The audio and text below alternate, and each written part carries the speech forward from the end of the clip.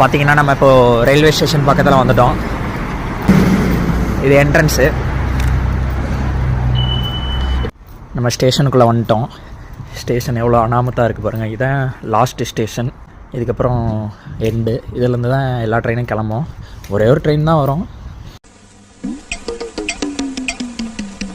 பாருங்கள், இதில் டைமிங் ஓடும். உள்ள டிக்கெட் கவுண்டர்லாம் இருக்கும்.